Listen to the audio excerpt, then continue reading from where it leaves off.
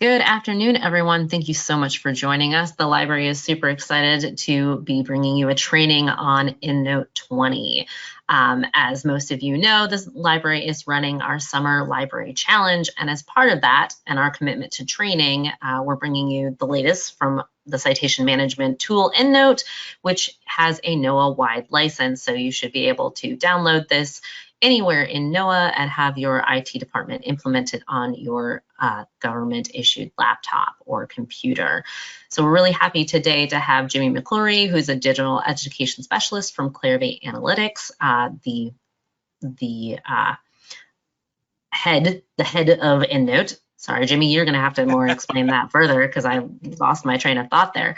But this first 30 minutes are going to focus on enhancements, workflow changes in the EndNote 20 upgrade, and then the rest of the hour is going to be going over EndNote essentials and an open question and answer period.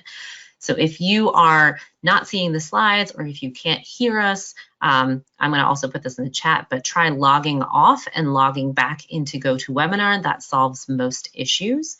We are recording this, so the seminar will be available after we close today. And any questions we don't get to, we will provide written answers to those to everyone who asked those questions. So questions can go in the question panel. You should see that in your little control panel to the side. So I'm Katie. I will be your librarian host today. If you have any questions, you can chat me and I'll try and troubleshoot those. But before I ramble on too long, I'm gonna turn it over to Jimmy.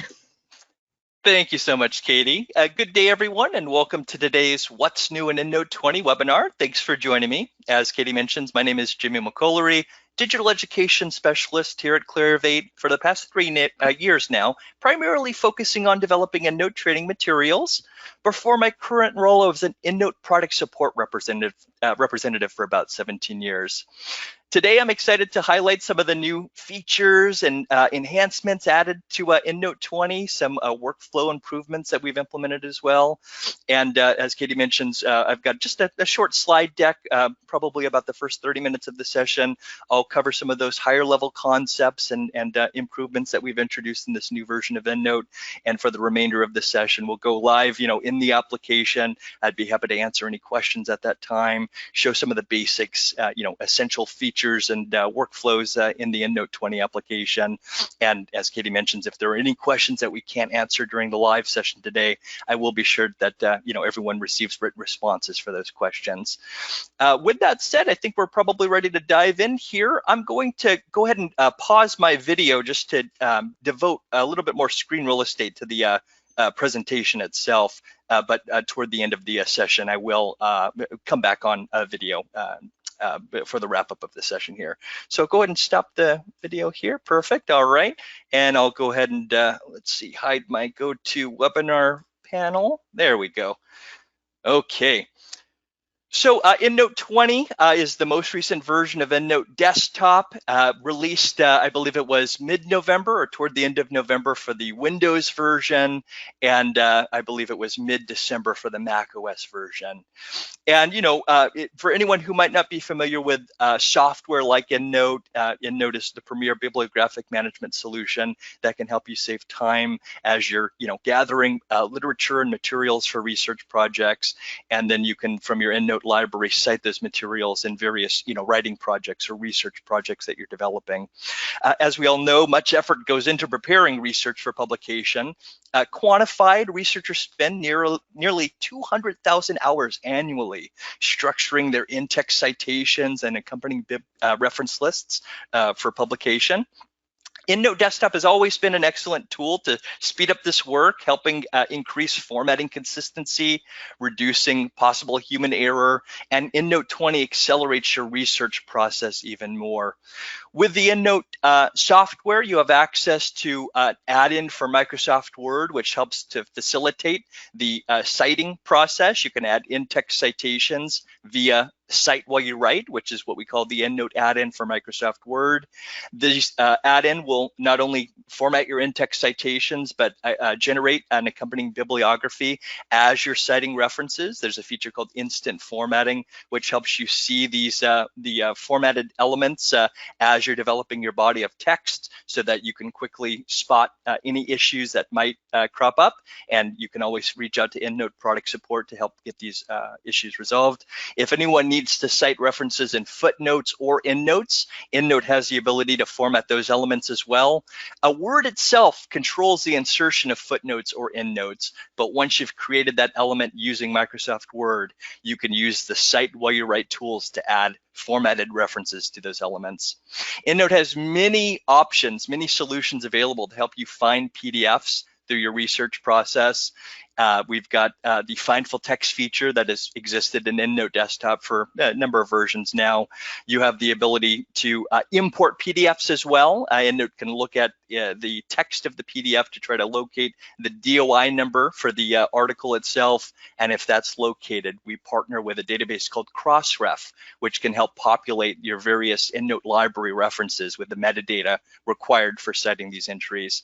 We will talk a little bit about an optional EndNote tool called EndNote Click. It's a Clarivate solution formerly known as Copernio, and this tool can help make sure that you're finding the highest quality PDF articles available to you both on and off campus. And again, toward the end of our session, I'd like to, if we have time, show that in action.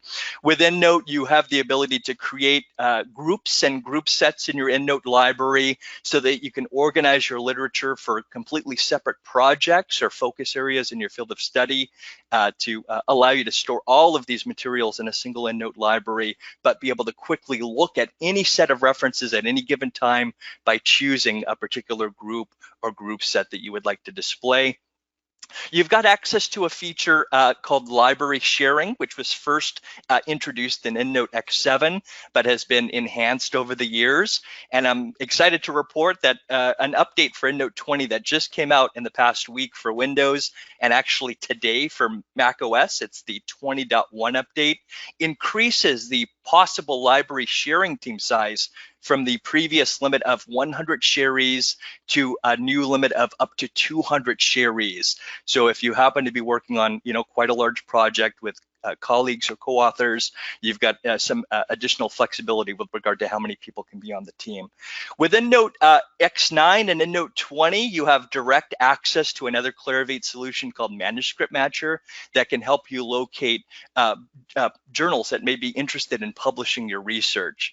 This tool can be great to, you're able to find up to 10 matching journals based on, the text in the title of your article, the abstract of your article, and any citations when the article, to find, again, journals that you might not have even considered when you were determining who to possibly submit a research project to. And so this is a great enhancement that, again, exists in EndNote 20 as well. And then with the EndNote Sync feature, even if you don't share your library with any other EndNote users, if you happen to work with the EndNote software on more than one computer, maybe a desktop at home and maybe an organizational issued laptop, let's say, you don't have to move your library between those devices. If you set up the optional EndNote Sync feature, EndNote will utilize what we call EndNote Online to coordinate the contents of your EndNote library between various workstations.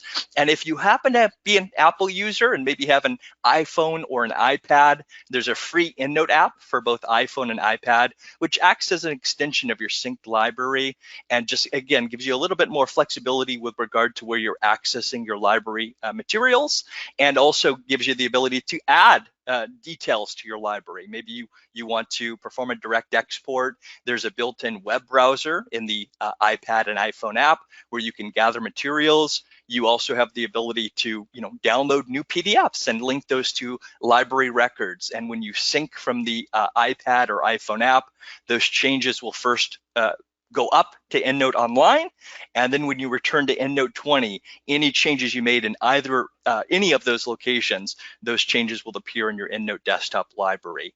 So that, again, most researchers work in more than one location, and this EndNote Sync feature helps to facilitate that process. Now, the primary changes that have been introduced in EndNote 20 focus on the redesigned library interface. This is probably, I'd say, the first time in the past decade or two that we've really refreshed the EndNote library look and feel. I would say was long overdue.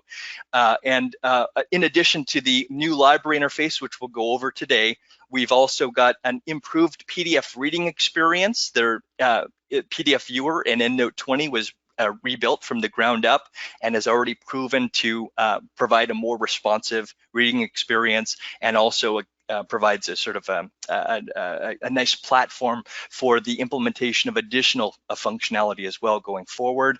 There are workflow enhancements. We've really tried to simplify various aspects of the EndNote application that might have caused confusion for new users in previous versions of EndNote, and helps to ensure you don't hit any stumbling blocks that might impact the contents of your EndNote library, or the ability to draw upon this library and cite in a research project. We've also expanded the find duplicates feature in EndNote 20. There's a couple of additional comparison fields that I'll highlight in just a moment. And we've got even more exciting features in store for EndNote 20 throughout 2021. It's a little premature for me to mention what's in the works, but please do keep an eye on the EndNote website, our live training calendar, and as these improvements are ready for the EndNote community at large, we'll be sharing some additional details about that as well.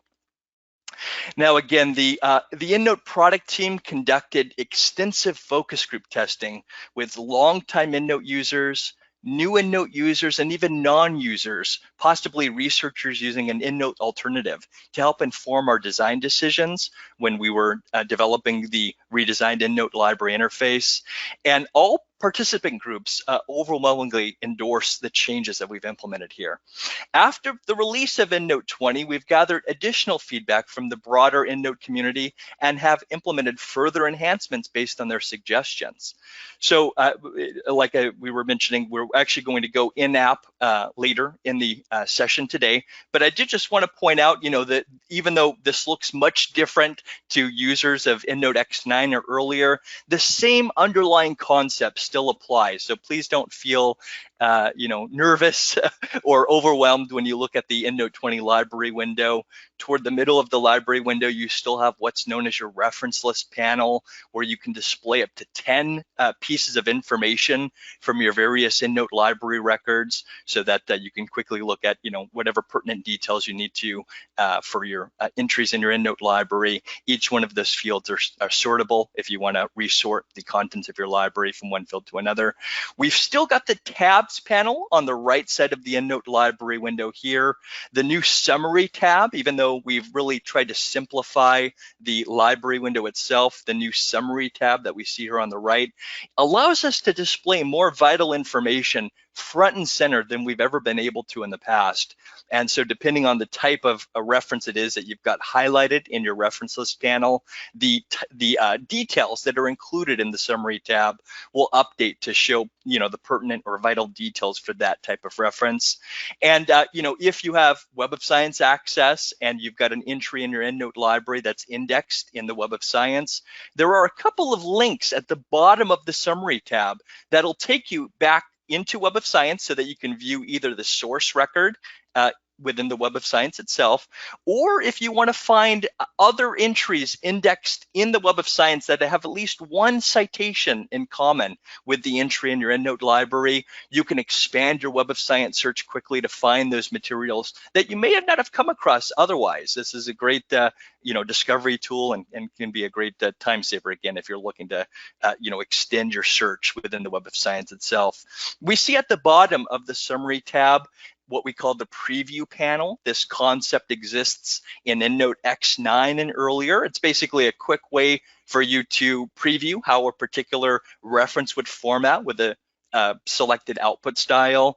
This can be really helpful to spot potential data entry issues even before you begin citing references in a writing project. Let's say maybe you've manually inputted a reference by hand and you notice an error in an author name. You can spot that and quickly fix it before you cite this reference in a writing project. Or perhaps you created a reference by copying and pasting information from a web page into your EndNote library, and by mistake you've, let's say, pasted in a character turn. You would be able to spot that quickly with the preview panel, and again, be able to address that before you start citing in a writing project. You might notice we've added what's called the copy button here. This is a quick way to trigger a command called copy format reference, which allows you, if you need to, just maybe in an email or maybe in a PowerPoint slide or something else like that, if you just want to quickly copy an example of that formatted reference, you can do so with that button and then paste that into really any text editor, again, that you want to serve as a destination for that material. We will, like I mentioned, go further in detail in the EndNote library window in just a moment, but you might notice that on the tabs panel, we've got an edit tab. This is where you can look at all of the underlying information within an EndNote library record, not just the 10 display columns that you see toward the middle of the library window. You can also modify the reference further from the edit tab if you want to, fix a typo, add a bit of information that isn't already present, or delete a field perhaps. You would be able to perform all of those actions from the edit tab. And you might notice we have a PDF tab here as well. This is a quick way to preview a PDF attachment linked to an EndNote library record. This tab actually did not exist in the initial release of EndNote 20. The idea behind its removal is that it's typically a very small screen, and for most users, their computer monitor is probably so small that you can't actually read the PDF in that PDF preview tab. But we did get some feedback, like I mentioned, from the broader EndNote community, and we heard from some users who might have very large monitors or maybe are using televisions as their computer monitors, and they let us know that they could indeed, with that much screen real estate, preview these PDFs without opening them in the standalone PDF viewer. And so with the newly released EndNote 20.1, we've reintroduced that capability in EndNote. So this, again, we appreciate all feedback from our EndNote users, and we are taking that feedback to heart and improving the EndNote library interface even further. On the left side of the library window, we've got the traditional groups panel, where you'll find default groups such as all references, which shows you every single entry in your EndNote library. Recently added, by default, shows you references added in the last 24 hours, but you can modify that with a right click to ask EndNote to show you references added in the last 7 days, 14 days, or 30 days, if you'd like to see, which materials you've added to EndNote in a particular time frame. You've got the unfiled group. This always exists in an EndNote library, even if you're not creating groups and group sets of your own. You can think of unfiled as your library's inbox, and if you are looking to organize all entries in your EndNote library so that each reference is associated with at least one group in your library, unfiled lets you know if you've missed any. So the terminology of unfiled might sound ominous to a new EndNote user, but again, it's just, you can think of it as your library's inbox. And if you want to group every single entry in your library within a particular group for a project or focus area in your field of study, unfiled lets you know if you've missed any. Trash, of course, always exists in an EndNote library. This is a holding place for references that you choose to delete. You can always restore references from the trash if down the road that is an item that you need to recover and possibly cite in a writing project. But of course, you can empty your trash at any point if it contains materials that you know that you won't be citing down the road. And we see examples of what we call call groups and group sets. Screenshot's a little bit small, so it's hard to describe the icons for each one, but the same concepts apply to previous versions of EndNote. You've got the ability to make custom groups, which are the types of groups you manually populate, smart groups, which are groups that have a linked search associated with them, and EndNote will perform that search automatically anytime you edit an existing reference or add a new reference to your EndNote library. So let's say maybe there's an important keyword in your field of study. You want to make sure that you identify those materials right away, or maybe an influential author in your field of study and you want to highlight that person's recently published research quickly. A smart group can help you achieve that.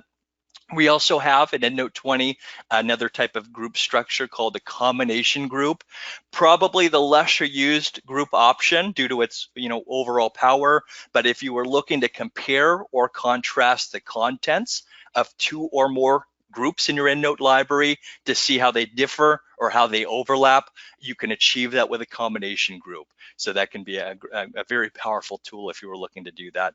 With EndNote 20, you can collapse your entire group structure temporarily if you'd like by toggling the little arrow icon next to the My Groups label. If you would like to give some of these other elements in your groups panel a little bit more visibility, if you're maybe performing a find full text search or an online search, or maybe you've got a group shared by someone else, again, you can temporarily collapse your group structure to make those items a little bit more visible and always expand your group set structure at any point if you'd like.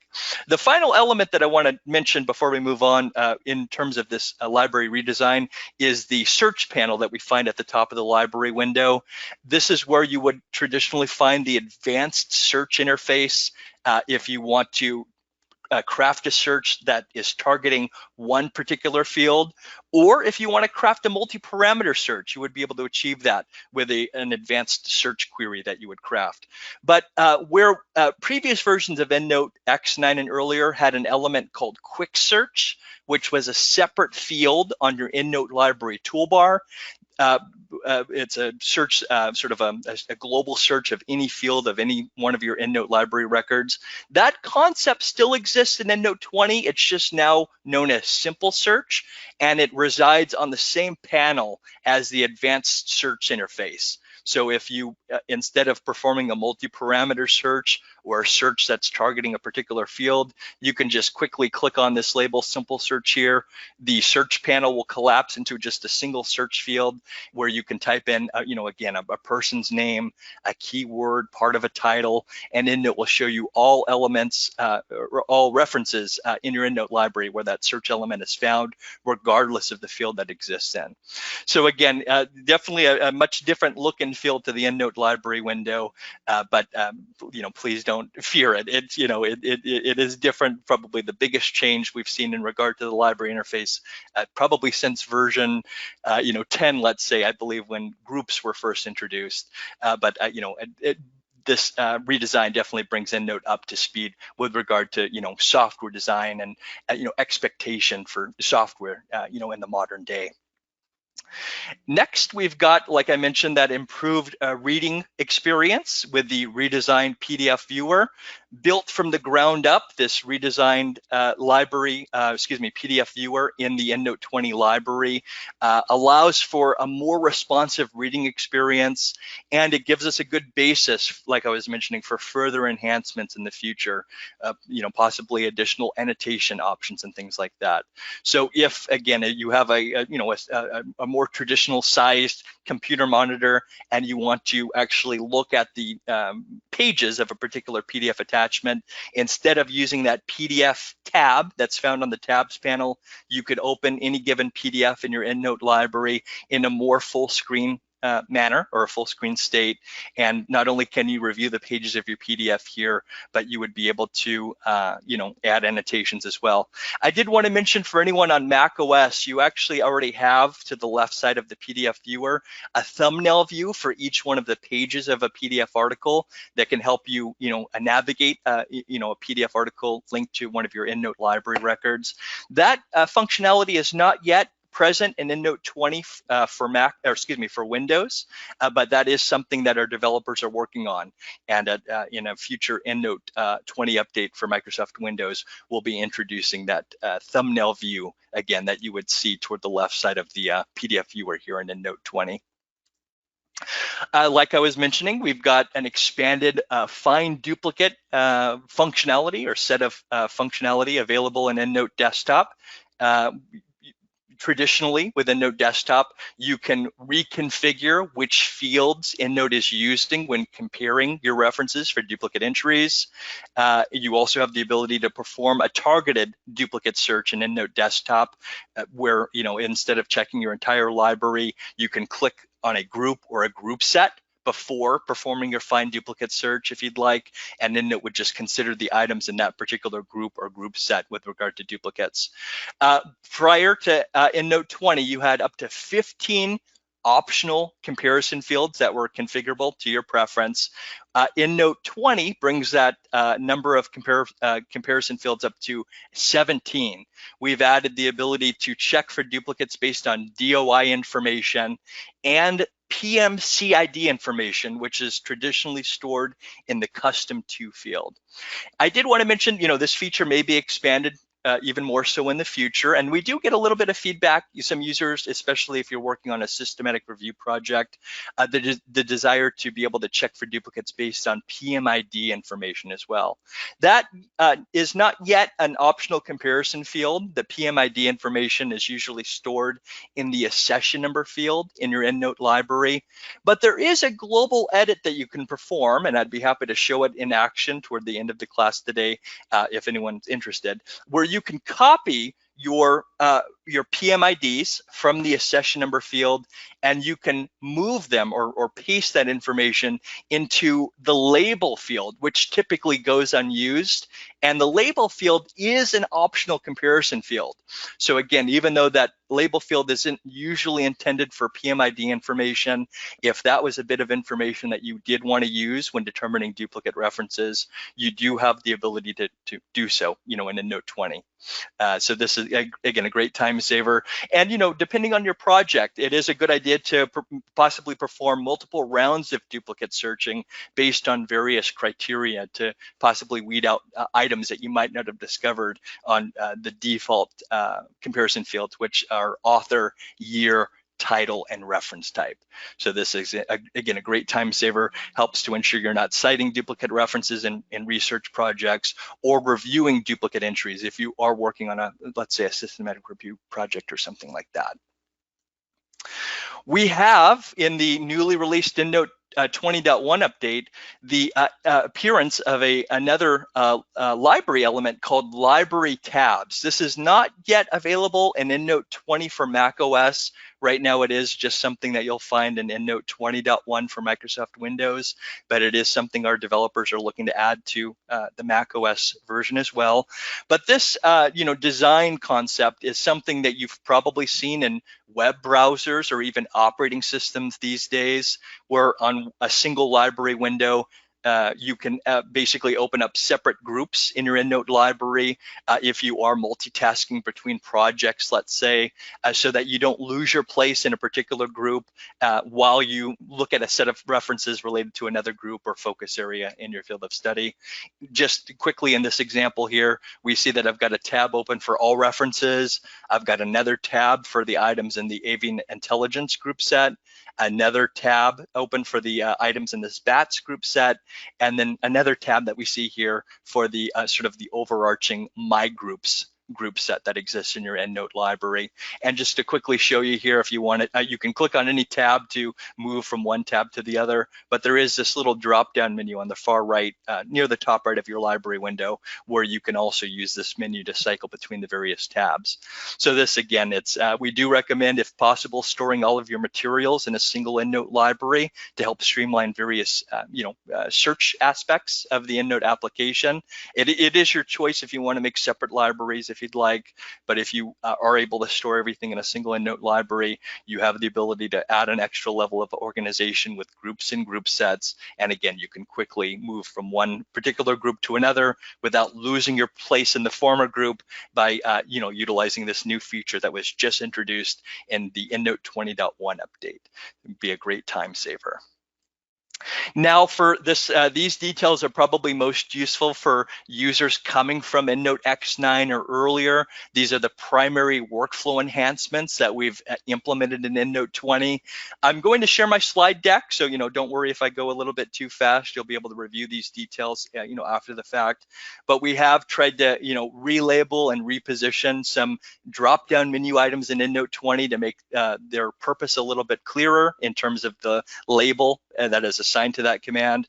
We've also added a new drop-down menu called Library, where we've tried to unify all commands related to the library interface under that Library drop-down menu. As I mentioned, some of the icons and buttons in the EndNote library interface have been redesigned, brought up to speed with regard to sort of their fidelity, sort of a high-def interface to make sure that everything, all of the icons are crisp and clear with, more recent monitors that are able to show a higher quality picture with modern software. You have the ability to hide your tabs panel at any point within EndNote 20. That's something you can also do in X9 and earlier. Within EndNote 20, there's no longer a layout menu where you would reconfigure whether you're showing or hiding the tabs panel. To hide the tabs panel, there's just a little X on the tabs panel that would close that interface and give your reference list panel a little bit more screen real estate. And if you want to reveal the tabs panel again at any point, you would just double click on a reference and you would be able to, again, redisplay the tabs panel quickly.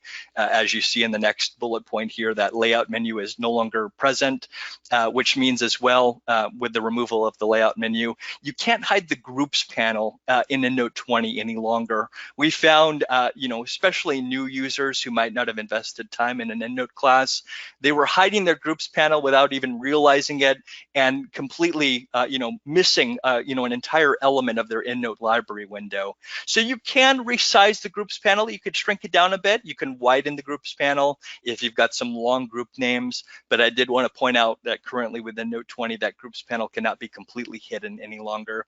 If you are utilizing the online search feature in EndNote Desktop, which allows EndNote to go out onto the internet to connect to various remote databases, to gather new materials to store in your EndNote library. There's only one search mode now in EndNote X9 and earlier. On your EndNote library toolbar, there was what's called the modes toolbar, and depending on which search mode you were in, the online search feature would either automatically capture search results or allow you to pick and choose which items that you were capturing from a particular online search.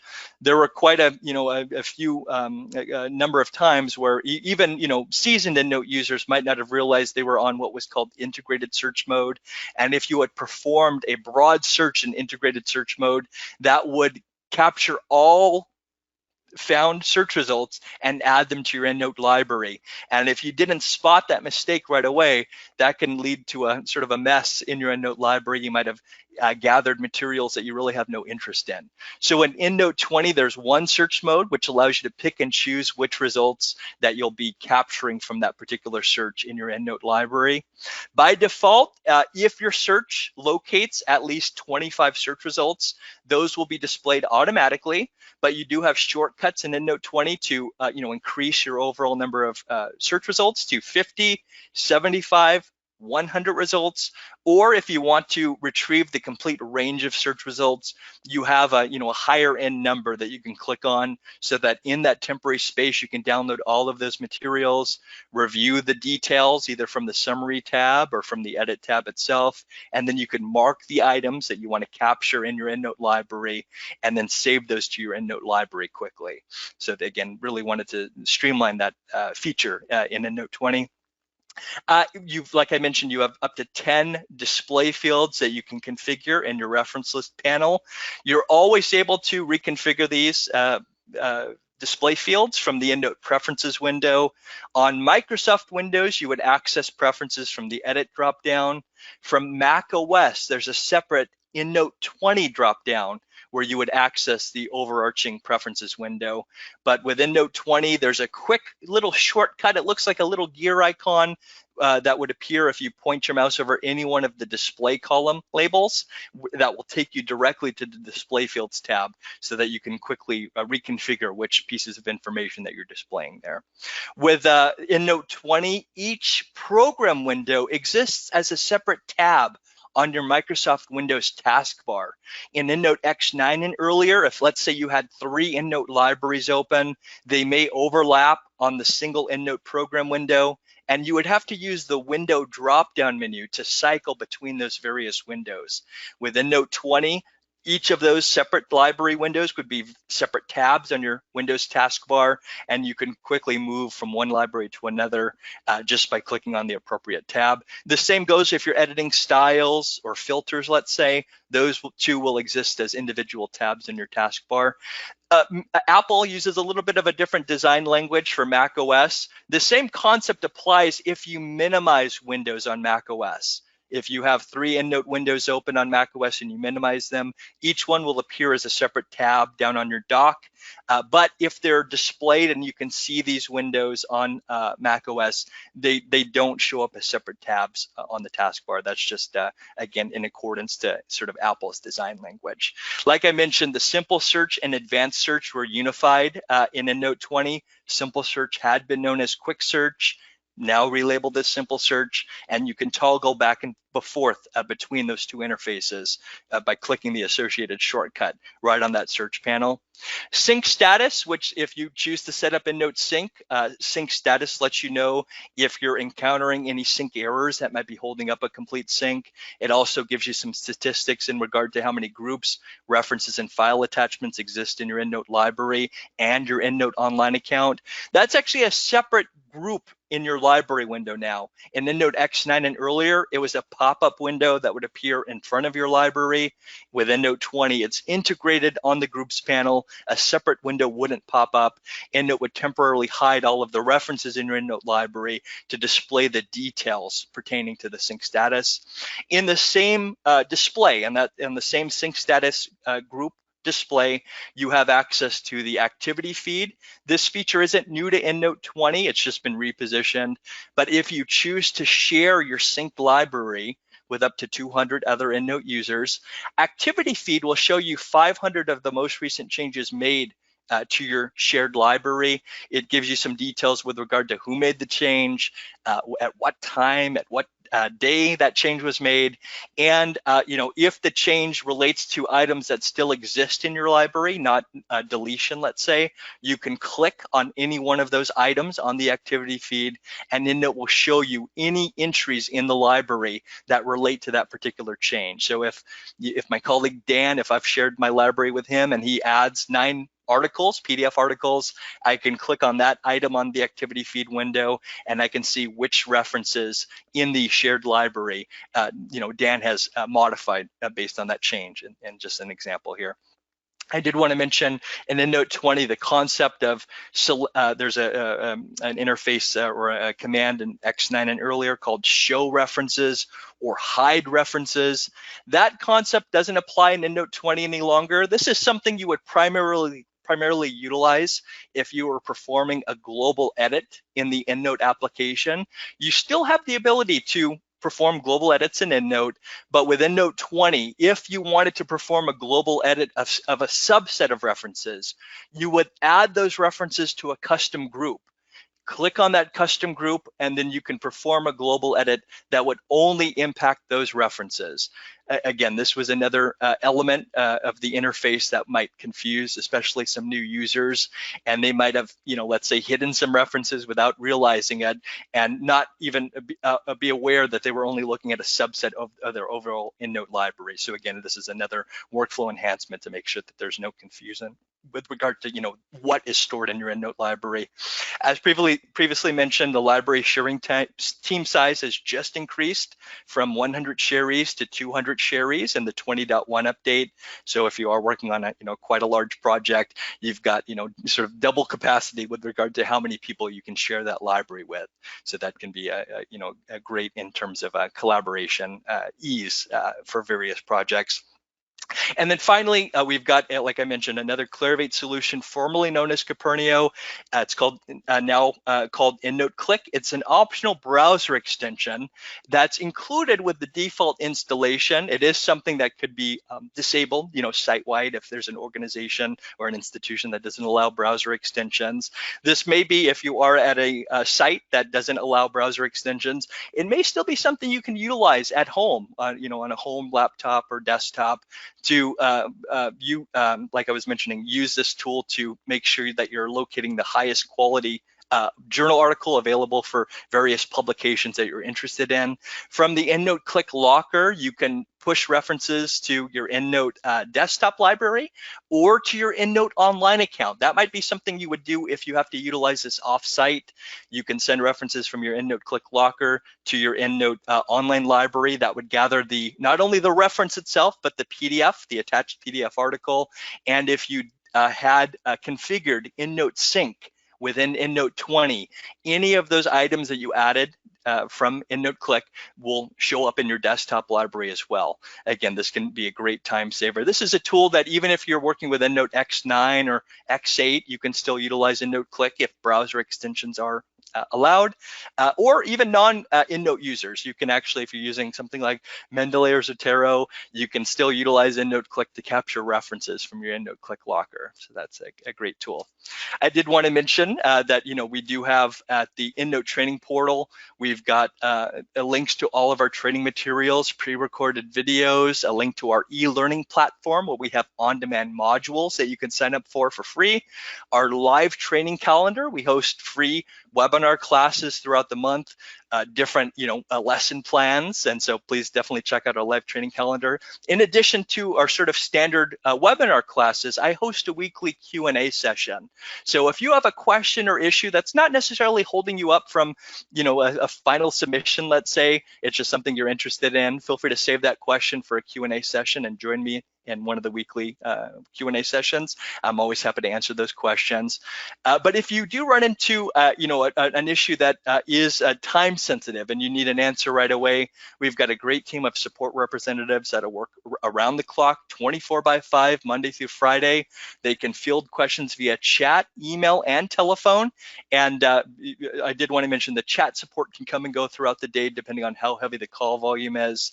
But if that is your preferred communication method, just sit on the support page and that button will reappear. The chat with an expert button will reappear as soon as someone becomes available.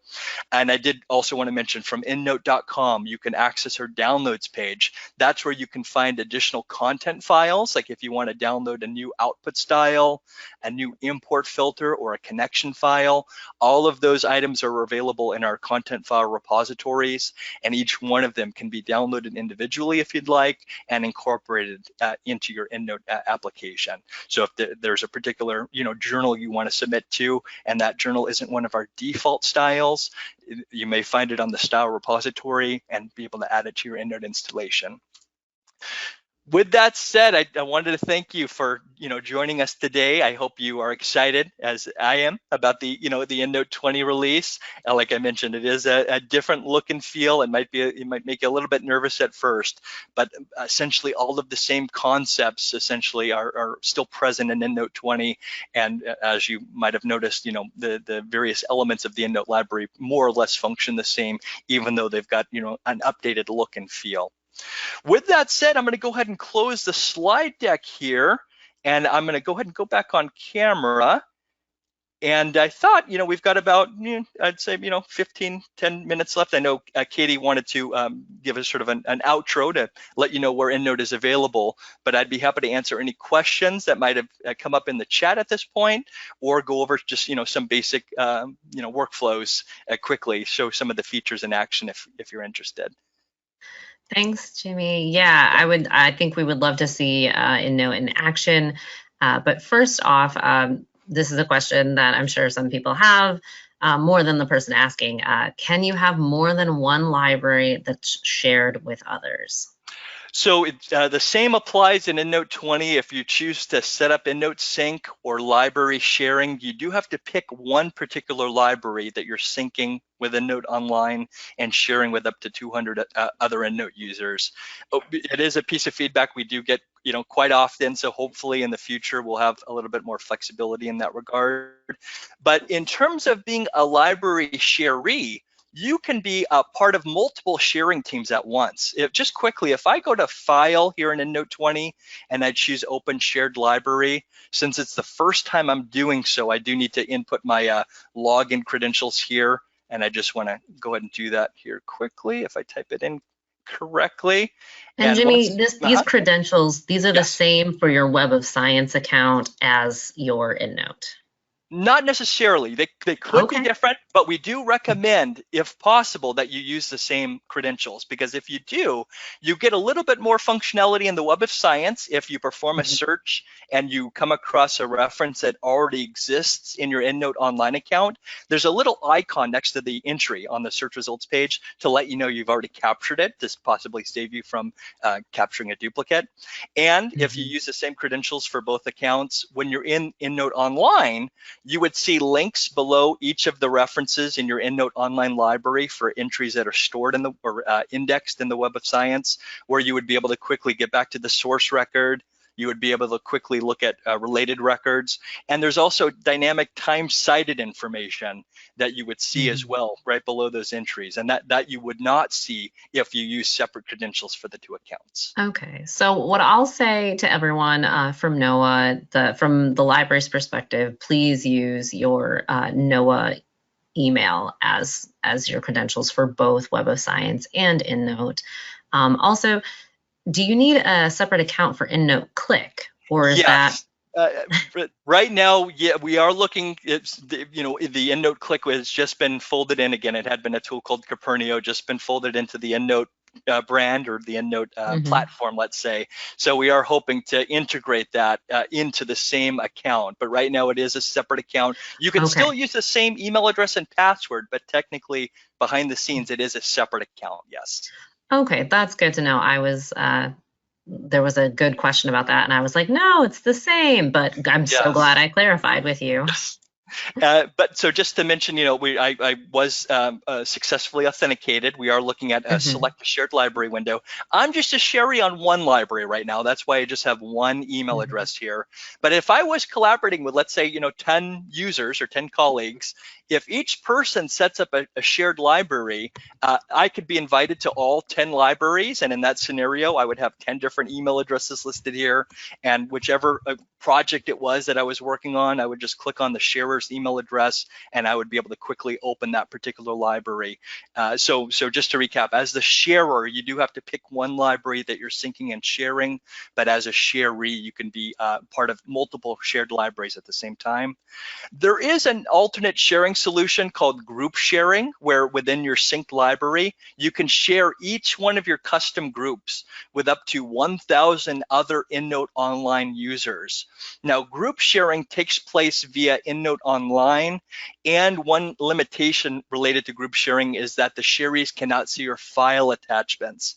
That's something that is included with library sharing if you choose to configure that. But group sharing, again, you do have within a single EndNote library, have some flexibility with regard to which elements of your library you're sharing with, which teammates or which colleagues. Okay, great. So we have a few questions about the functionality. Yeah. Can you see the metadata of a reference alongside the PDF in EndNote 20 or 20.1? This was something that was available when you had the layout function with X9. Is that still an option? Well, you would be able to see, up to 10 display fields, in your reference list panel. Let me see if I can find a PDF in this example library here. There we go. So again, I'm looking at my PDF tab here, where I can look at a preview of the PDF, and within the reference list panel, I can configure up to 10 display fields where I'm showing various bits of information. I guess if you open one of your PDF attachments, let's say, way so that it was displayed in a sort of a more full screen state. In theory, you could position that PDF viewer so that it's not taking up your entire screen, and perhaps you can use the preview tab down here to look at, either a bibliographic style, or you might be able to use another style like our default show all field style, which is sort of gives you something that looks a little bit more like a traditional record, let's say, the record view in EndNote, where you can actually, if I just go back there, where you can't, again, you have to sort of position the two, as desired, but you can achieve it. It's just a little bit different than perhaps previous versions of EndNote. Okay, yes, because I do know some folks, obviously, if you found a government document that was a PDF and you can't, there's no direct import into EndNote, and you have to manually, sometimes it's nice to toggle between the PDF that you're looking at and putting in that data. So good to see that it's still an option, might be slightly more difficult to yeah, and I will be sure to share the feedback from this session with our product team for sure. Great, thanks. Also, if you need to move a citation between libraries, not just groups, but if you had a library on, you have on bats and say, oh, we had an unrelated library that we wanted to move something from, bats over into that library, can you still kind of drop and drag references? Yeah, if I just position I've just created a new test library. You might have noticed I'm using a Windows 10 feature, which allows you to snap windows together, sort of to dedicate about half of the screen to each one. You should be able to, if I just click and drag over here, let's see. There we go. So that would, you can't do that for groups, but for individual references or groups of references, you can highlight them, drag and drop, and that if any of them have file attachments, those will come over as well. Okay, great. That's awesome. I think that answers the question for one of our folks. And nextly, when you're logged into the online EndNote, so myendnoteweb.com. When you're logged on there, how can you jump over into Web of Science? Yeah, so I'm not on the VPN right now, so it might not work as seamlessly as it would have. Our VPN connection was a little bit slow this morning, so I had to jump off. But if I log in here quickly, if I use the same account for both EndNote Online and Web of Science, I don't have actually anything here. Let's use the REM sleep group. I would have links below each one of my entries that are indexed in the Web of Science as well. And there would be a little link that says, I believe it says view source record, view related record, and a link to see the dynamic time cited information. There is as well, a Web of Science connection file. So if I go to collect, online search, and I have access to the Web of Science. Not everyone does, but if I'm at a site that has access to the Web of Science, there are, Web of Science related connection files here. And this search is more limited than the Web of Science website. You might notice that I have maybe a quarter of the various fields that I can query from the Web of Science. But if I wanted to perform a search that could be achieved with these parameters, I could actually query the Web of Science directly from EndNote Online here without actually leaving the interface. If I was a Web of Science user and either on VPN or I had roaming status enabled, and just visit webofscience.com, and I'd be able to pull up that page. If I wasn't on VPN, I might have to log in if I've got roaming access configured, use my email address and password, and I would be able to, just going to quickly perform a search here. This is the new Web of Science that if you don't have access to yet, you'll see, I think in about a month. I believe it's being rolled out to every customer. And I believe it's in test phase right now. Like you can opt to try the new one. That's right, yes. But with the new Web of Science, you can export up to 1,000 references at a time. The previous limit had been 500 at a time. And just to show you here, if you mark specific references, only those items would be sent. But you see you've got an option to send it directly to EndNote Online. And if you've set up EndNote Sync, those changes would come down. Or if you're just working directly with EndNote Desktop at the time, you can send it directly to EndNote Desktop. There is a new RIS format that EndNote would also recognize, and other bibliographic management tools would recognize as well, or systematic review tools would recognize. So it's got a little bit of additional export, functionality in the new Web of Science here. That's great. Okay, so the person who asked about a quick way to access Web of Science from your EndNote account. It appears that if you have EndNote Sync, you have your online account, you can select a reference and hop. Could you show that for us, Jimmy? If you're on, you were looking at that REM sleep. If you clicked on it yes, sorry. If you clicked on one of those, would it take you over into Web of Science? Only if you're on VPN. With roaming access, these links will not appear. But if you are on, either on-site or off-site, but connected via VPN, there would be a little link right below the an entry indexed in the Web of Science, where you would just be able to click that link. It would appear basically right here, sort of in the same line, and it would either take you to that existing record or source record in the Web of Science, or again, if you want to see other entries indexed in the Web of Science that have at least one citation in common, you can view related records and expand your search that way quickly. Okay, great. And so for the person who asked, for NOAA staff, we have, like I've said before, we have a NOAA-wide license for EndNote and for Web of Science. So you would have to be on your VPN or in person at a NOAA location to have that access. So as long as you're on your VPN, you should not have any issues jumping over from your EndNote online to Web of Science.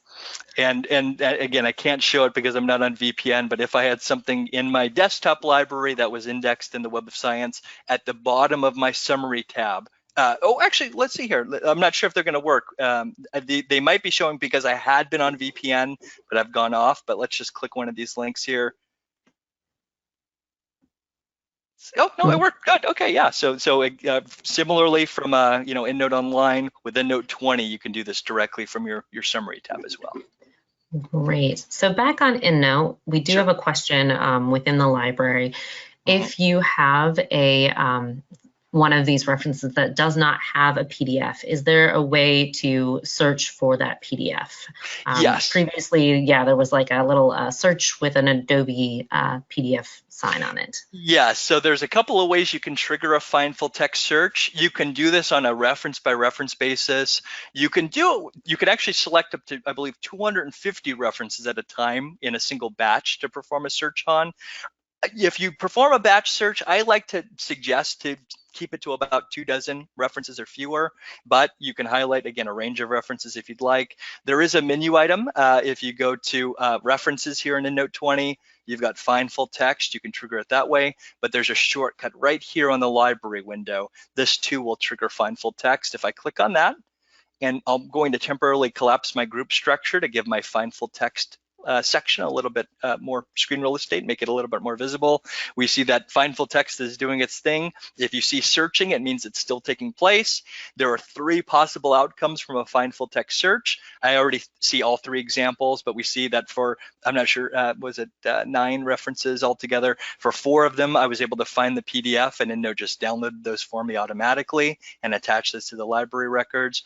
For 2, PDF wasn't found, but the publisher's site, URL to the publisher site, has been added to my record.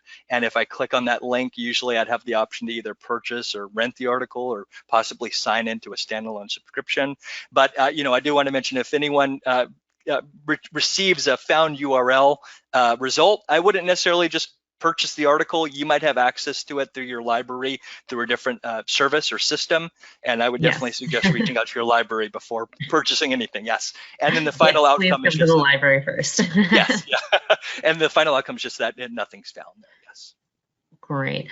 Lastly, before we move on, how does EndNote Click work with this? Could you show an example?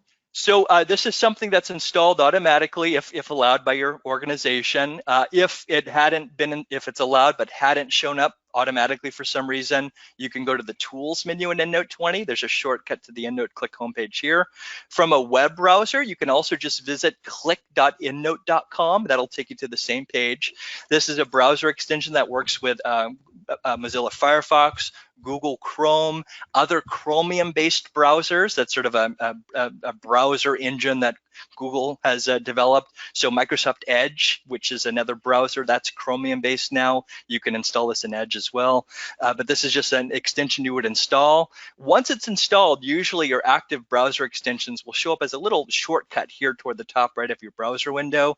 EndNote Click integrates with over 20,000 scholarly websites. And so just as an example here, I can go to, oh, did I type it in? Oh, did type it in incorrectly here. I can go to Google Scholar, let's say. I can perform a quick search here. Some sites don't allow us to integrate a download button right on the search results page. I just want to quickly pull up pubmed.gov as well. They do allow us to integrate. So just as an example, when I perform a search here, we see this view PDF button is EndNote Click in action. Any PDF that EndNote Click's able to find for me, I can access by clicking View PDF. That would add it to my EndNote Click locker, and I can actually export from my locker page here, either to EndNote Desktop or EndNote Online. Sites like Google Scholar, they have control over the downloads page. They don't want us to integrate anything there. So for something like Google Scholar, what will happen is that I can click this little icon for EndNote Click, and if any PDFs are found, we can see that the same search has basically been replicated on this drop-down menu. This example is not a great one. It looks like for me, I don't have specialized article access. There's just one PDF that was found. It's already in my locker, but if it wasn't, I could mark it here. I can either add it to my locker, I could download the PDF, or I can send it directly to EndNote. The nice thing about this pop-up here is that I can export multiple references at a time. So back on PubMed, we can see that it's actually found 5 PDFs for me. If I wanted them all at once, I could mark them here. I can click this Export Selected PDFs button. They're going to download sort of behind the scenes, and we see that my EndNote has come up to the front of the screen here, and it's sort of processing whatever PDFs that are found. So this, yeah, could be a great time saver. And the benefit, this workflow is known as direct export, where from a website you can send references to your library, which has existed for quite some time. But EndNote Click enhances that even further, where not only am I receiving all of the metadata to create a new entry in my library, but I'm getting the PDF at the same time. So what had been 2 workflows traditionally in older versions of EndNote, I can achieve both actions with one command now with EndNote Click. Thanks so much, Jimmy. And I do want to respect everyone's time. Sure. So thank you all for joining us. If we missed any questions, or if you would like to clarify, Jimmy, you're open to getting those questions Yes. through email or another platform. Yes, please feel free to email me, and I will also share my slide deck with you via email after the session here, just in case. That is awesome. Thank you so much. Thanks again. Okay. If there are questions, as I said, I will pass those on. Thank you, everyone, and I hope you have a wonderful rest of your day. Thanks for joining us today.